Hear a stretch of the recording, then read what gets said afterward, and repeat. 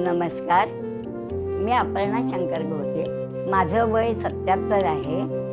मी 35 वर्ष कॉर्पोरेशनच्या शाळेत शिक्षिका म्हणून कार्यरत होते.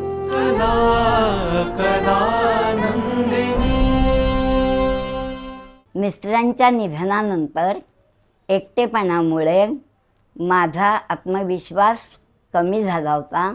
मग माझ्या लक्षात आलं मला यातून स्वतःलाच बाहेर पडावं लागणार. मी माझ्या दिवसाचं छान वेळापत्रक बसवलं. सकाळी उठल्याबरोबर व्यायाम, घरातली सर्व काही कामं, त्यानंतर मी माझा छंद जोपासायला सुरुवात केली. गायन, नृत्य, अभिनय याची मला लहानपणापासूनच खूप आवड आहे. रमा, असं अन्न वाया घालवू नये. अन्न, वस्तू जपून वापराव्या.